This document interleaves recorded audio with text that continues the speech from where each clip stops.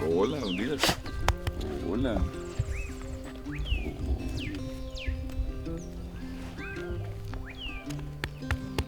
He knows from those cameras. He's learned how to like pose and and act.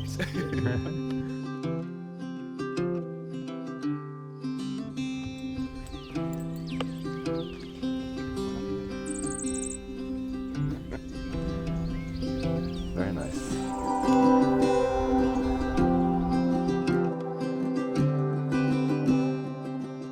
The morning was very gray, very cloudy. It's not normal this time of the year. It should be like completely clear, very sunny, bright skies, clear skies. Look very ominous today. Yeah, It's changing a little bit. changing a little bit. Yeah, and the hard part is like how can we battle that in the field? It's tricky, right? Yeah. A bit thin, no? When it cools down, it gets thin. We need to make another coffee. Yeah. not to your standards. We gotta get that on camera. Not good enough.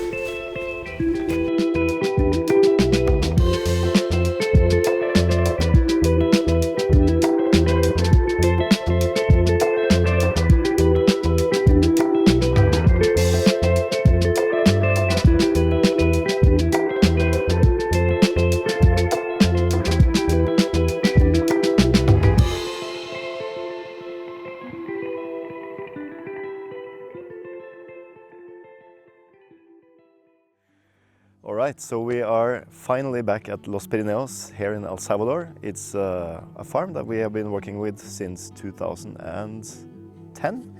I like this coffee because it's very chocolatey and very sweet, not very high acidity, so I was looking for that kind of profile for our espresso back then.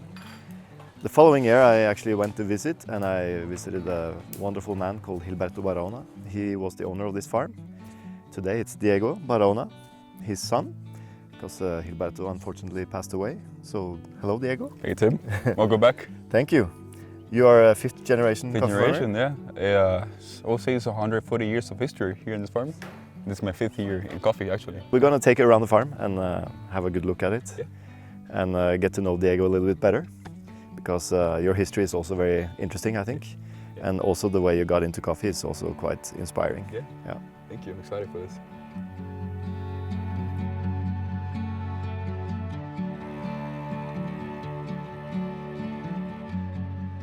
The farm started around like 140 years ago by my great-great-grandfather. But I would say my father was the one who completely changed the vision, the approach of the farm. He started to take over the farm in the 1990s after the war ended. So he decided to industrialize the farm in 2010. So he invested in the wet mill and then he invested in the dry mill after. And since then, it all completely changed. The entire property is around 150 hectares. But not entirely coffee. I would say 100 hectares are full of coffee and the rest is either the house, the mill. Some areas are super steep, so it's almost impossible to cultivate coffee. I would say the pillars of the farm are 40% Bourbon and 40% Pacamara. Those are like the main volumes that we manage here at Los Pirineos. Very often you read about on a coffee bag that the coffee was grown on volcanic soil. And if you look at where the coffee was grown, many times there's no volcanoes in the nearby perimeters. But what really makes Los Pirineos unique is that it's actually situated on a volcano, the Tecapa volcano. It's not an active volcano anymore, but of course it has been in the past. And what's good about volcanic soils is that it's really sandy and loose, so that means the roots are able to grow quite deep. And I think that's one of the reasons why the plants here grow really fast. You see the shade trees grow a little bit faster than, for instance, my farm in Colombia. The coffee trees normally have a harvest after 2 years. And you also have a lot of minerals and, of course, a lot of these volcanic rocks. And they are full of minerals. That is good for the coffee, of course. Can also hold a little bit better water. So you have a little bit less erosion when it rains because there's so much vegetation all the time in the soil. Things grow really easily here.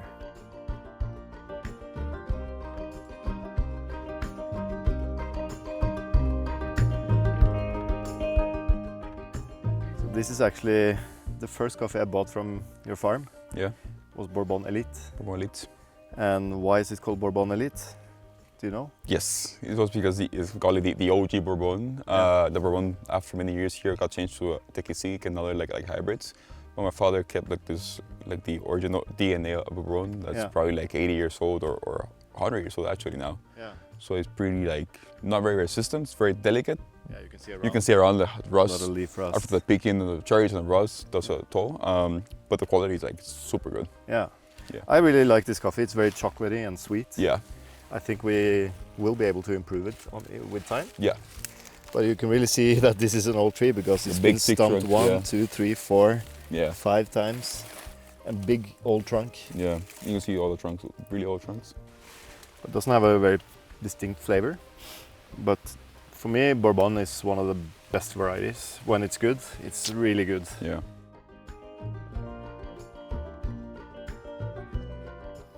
So we're standing, this is actually almost at the top of the volcano. Yeah. Kind of behind the house. And these are pink Bourbon plants? Yeah. New plants? Yeah, 4 years old and Ethiopian. Ethiopian, yes. Everything grows fast on a volcano. Yeah. I mean, the soil is really sandy and loose, like lots you of said. nutrients. Yeah. But what we really want to talk about here is before there used to be no shade here. Yeah, it was in full sun. And you see a lot of new shade trees. So when the leaves fall on the ground, they start to be decomposed by organisms. Yeah. And then that nitrogen becomes available to the plant.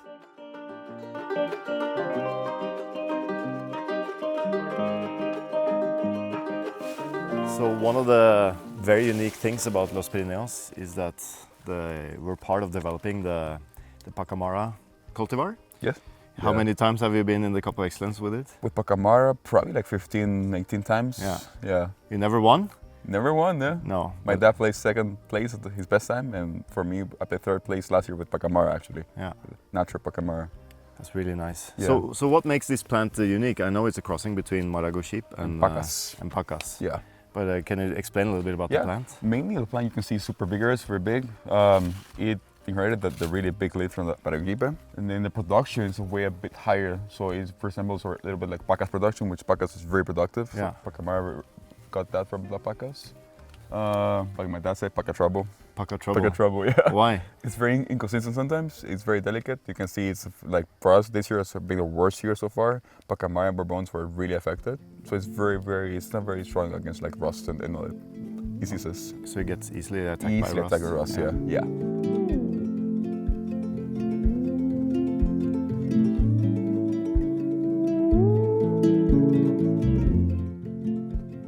I got into coffee, I would say by destiny.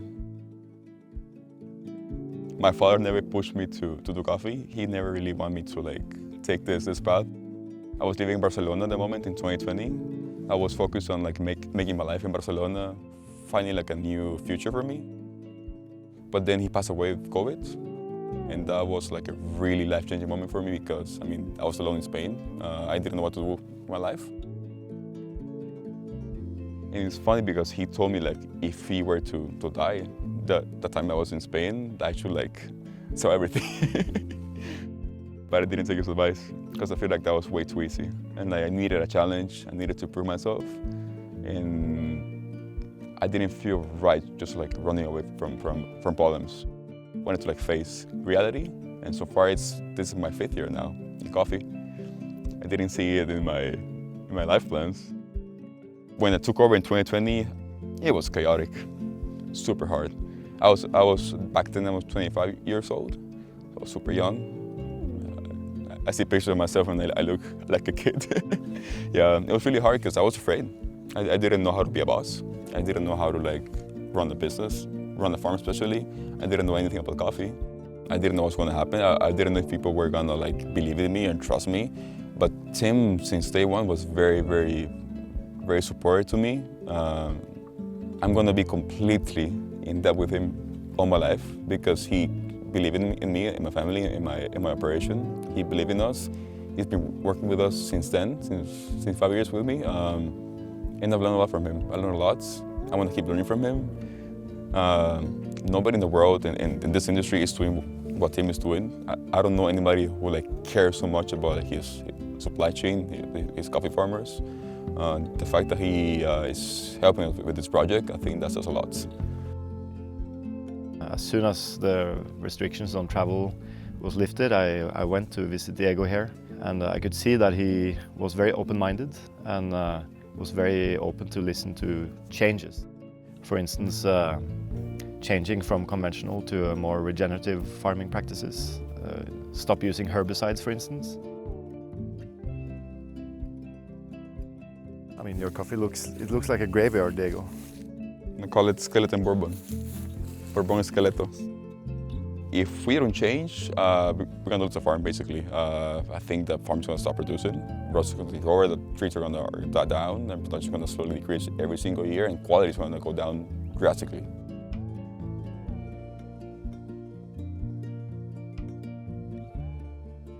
We want to talk about something special. Yeah. 2 years ago, we went to Guatemala together with all the farmers we buy from in Central America. And on that trip, I basically told you, I'm not going to buy coffee unless you change the farms to organic practices. Yeah. Within 10 years. So I gave you 10 years to convert the farms. And we didn't really know how to do it. Yeah, properly. We visited a farmer in Guatemala that was showing us a lot of stuff. And then it was actually you that gave me the contact to Biophilia, which is a company in Mexico. Yeah. And they specialize in biological farming, which means they more or less work to activate the microorganisms in the soil to make more healthy coffee trees. Biophilia is a group of consultants in Mexico. We're gonna teach us and help us, guide us how to turn the farm into a more organic and more sustainable, more regenerative farming processing methods. We're gonna make compost on the farm, depend on less chemicals, boost production, boost the plant health, and boost overall cup quality for the coffee. And the idea is to test biological farming on one side of the plot. Yeah, and the other side of the plot we do the conventional, which is mineral fertilizer, yeah, pesticides, yeah, all these kind of things.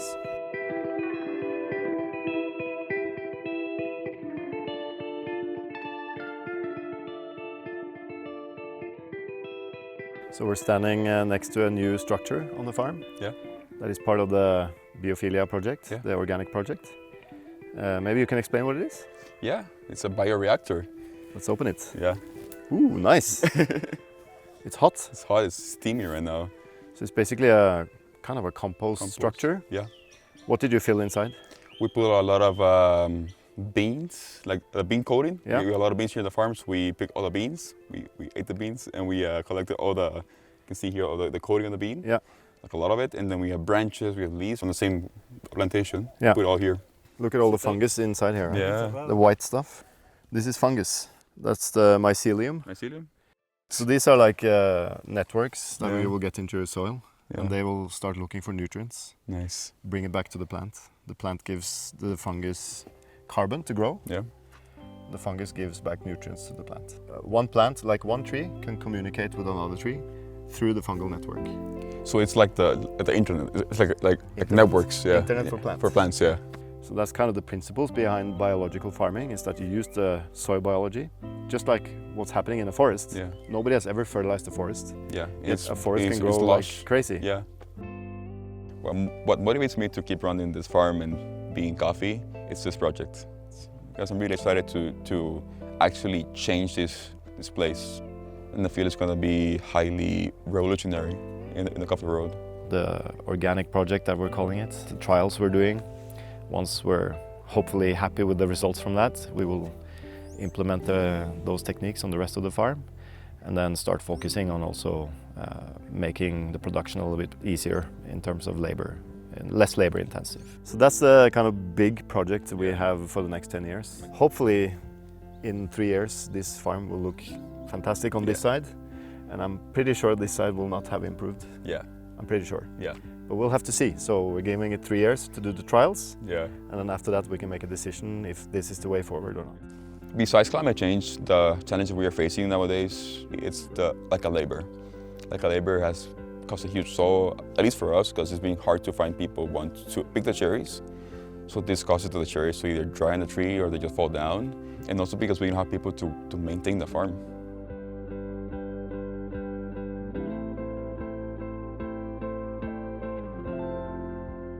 Reasons for that, one is immigration. Immigration has taken a toll in the whole agri industry, not just coffee. A lot of people are going to the US a lot. People are It's very controversial, but a lot of the people are also in jail. Yeah, as a country, we went through a really big change, security. Like, we are happy the country is much more safer, but that also like caused some collateral damage also. Initially, people think that paying more is a solution, and I don't think it's a solution. I mean, we pay way above like the average people are paying in the country, but that's not a solution, because there's a big issue. Remesas, families of these workers live in the U.S. and they send money every single week, so there's no really incentive to like work in the farms nowadays. It's more about giving benefits, like life benefits, not just money. Medical benefits sometimes also really help. So those things help way more than just paying more.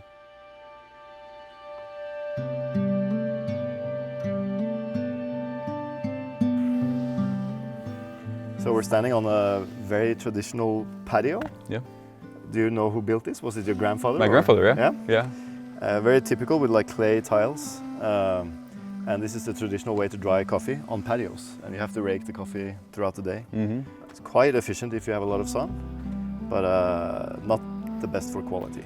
So one of the things that your dad started doing, I asked him to build drying tables. Yeah.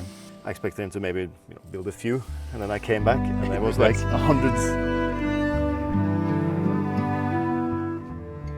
We prefer raised beds drying, raised beds. just because it's more uniform. You can also rake the coffee on the beds, but you get more airflow. Yeah. Easier to cover the coffee, Yeah. it's cleaner. Yeah. So here you can see people normally step on the coffee and stuff, which is probably not the best for good quality, but this is the most common way to dry coffee. Mm-hmm.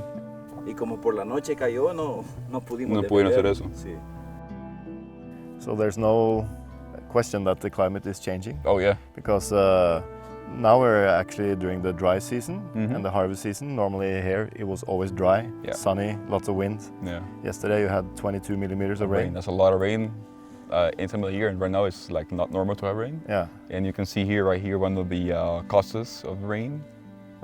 You can see a little bit like darkness. It looks kind of moldy. yeah. This was caused by the rain last night. If this lot is defective, the price drops. The future I see for a farm is changing, like first of all, changing how we farm it.